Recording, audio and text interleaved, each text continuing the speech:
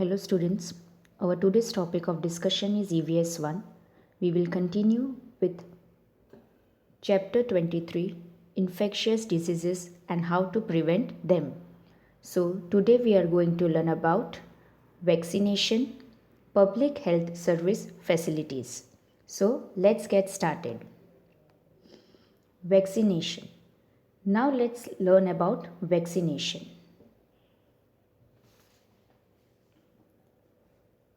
When there is an epidemic of a disease, does every person in the area get the disease? No, not everyone get diseases. Why is it so?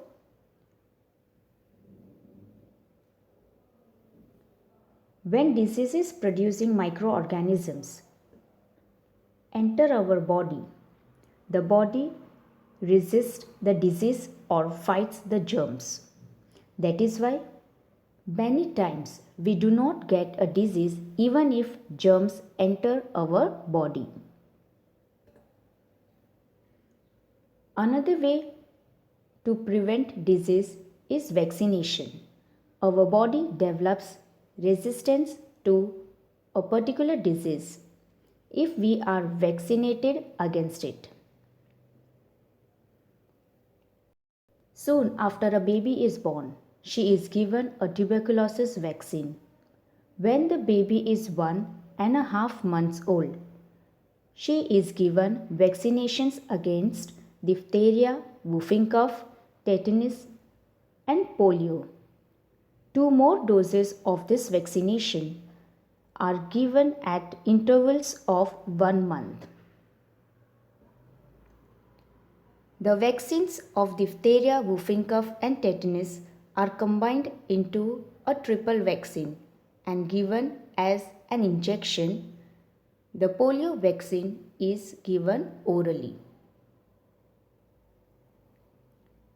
Now let us learn about public health service facilities.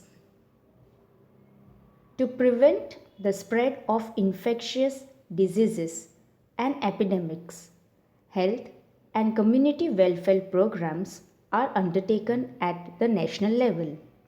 Community programs for vaccination are also undertaken as part of national health schemes.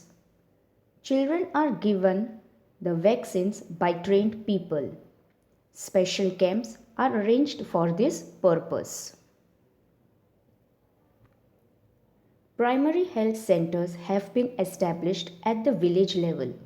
There are also facilities like mobile dispensaries, ambulance, and a welfare fund for the disabled. Services like the examination of urine and blood, X-ray, ultrasound, and other scans are also available through the health programs. Thus, patients can get the service they need without delay. People are also educated about the right methods of handling drinking water and food. They are urged to maintain cleanliness in their surroundings. It is also now forbidden by law to spit in a public place. The purpose of this ban is to prevent the spread of diseases.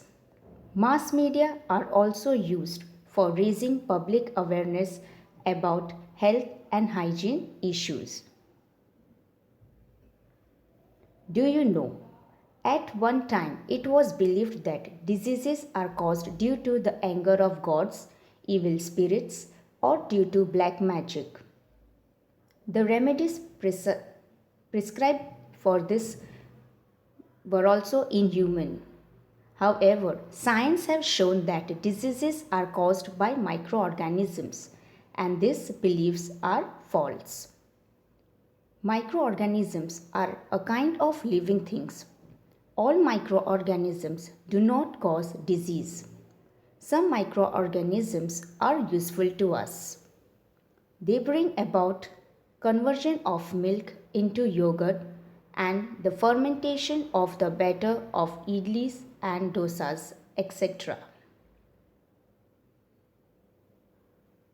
Always remember, cleanliness, a balanced diet, and vaccination are essential for the prevention of infectious diseases.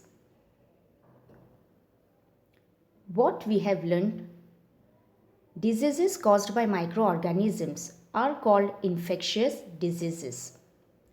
Every infectious disease is caused by a specific microorganism or germ. Infectious diseases spread through water, food, or air, by direct contact, or through insect bites. If care is taken to prevent germs from entering the body, the spread of disease can be prevented. If many people in one place get a disease at the same time, it is called an epidemic. Vaccination is an excellent method of preventing disease. So, here we end with our today's EVS 1 session. We will meet in our next session. Till then, stay home, stay safe.